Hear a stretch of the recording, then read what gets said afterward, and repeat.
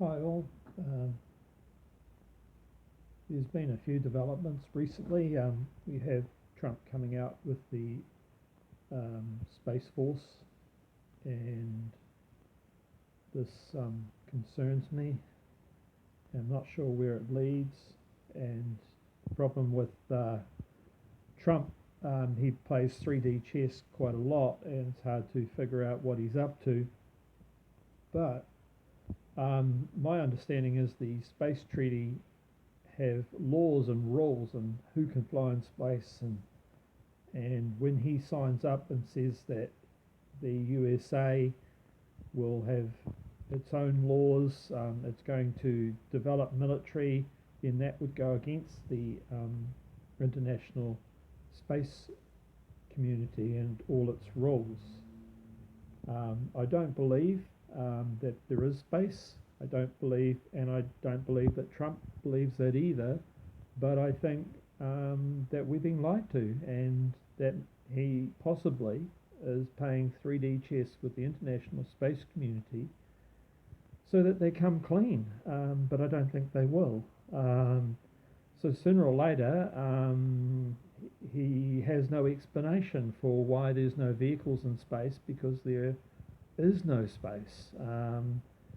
And as I've already mentioned, we had the SpaceX Tesla car out of the Van Allen belt, no smoke out of the tyres, no smoke out of the bonnet, just floating in space. But it wasn't floating in space, it was just a black, dark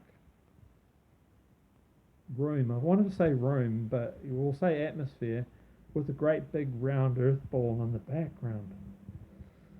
Now, yeah, I think that that is what Trump is doing with the Space Force thing, and it's interesting because if this is true, then that might open the can of worms in Antarctica and the treaty that's down there and all what they're hiding down there, because they definitely must be hiding something, because there would be ancient civilizations for sure under the ice, and we're not being part of that. We're not part of that hush hush thing that's going on. Now, another thing, we've had these guys, I don't want to mention who they are. It's a big online, there's a few. And, they put on the face and the mask, and they're representing us, and they talk about how the climate is changing. And, with all these wildfires, they're happening. I'm not big on chemtrails. I haven't really followed it. I don't think it happens in New Zealand. But definitely the places that's playing in chemtrails are California and Australia more than anywhere else. And it also happens to be where the wildfires are. There's a correlation there between the two. And, recently it was discovered that they have, I forget it's aluminium type substance in it, kind of like the things you'd find in fireworks for sparklers.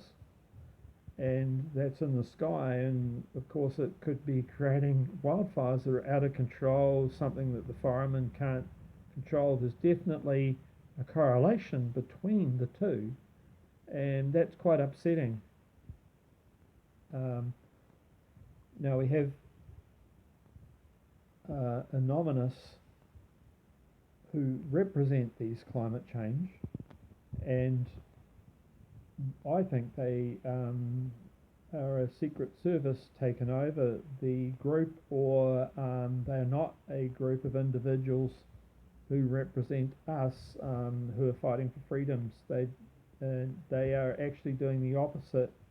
They're hiding the truth. They hide the truth about the past. They believe in evolution. They believe in science. They believe in climate change. They're part of the system. They're part of the globalists. So do not trust them at all. Do not trust the group that put on the mask and call themselves, I can't say it, because I'm scared with all these new YouTube rules that we can be banned. And we just have to be careful. You know, a lot of people want to say that my ideas are their ideas, and that no, that's not true. I've formulated my own ideas about things. There was a guy when I was very young. He wrote a book called First Warning, Second Warning, and Final Warning called Barry Smith. He's been dead for a good 15, 20 years. That would be the guy that woke me up, and that was a very, very long time ago, in 1985, possibly, or 1983. And they were his books were great, but he was more of a conspiracy theorist. Um, he knew that the future was changing, and I want to stick to the facts. It's really hard to cover Trump because it's very hard to get actual information from him because he is playing a 3D chess game against the powers to be, especially with the Syrian war, where the White Hats and the CIA were involved in theatre to get Assad to be the bad guy. Now that's all coming out. And what did Trump do? Well, he bombed a empty airport and then rung the Russians and told them, and then they probably rung the Assad and said, "Hey, you know, get your guys out of there."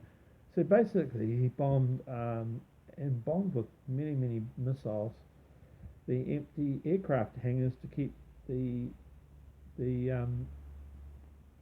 people who are trying to keep the wars going, and that would be the CIA and the deep state of the military. So when he came in power, they wanted to tell him what to do. They wanted to say, "Hey, we need this war," and Democrats were right on board. And normally, I've been trying to keep away out of the American politics, but it does affect the whole world. When you have of course, they want to use the might of America because it has the biggest army.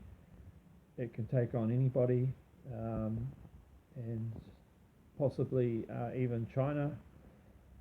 And you know that's up to debate. If you want to debate China and who's the better, that's good.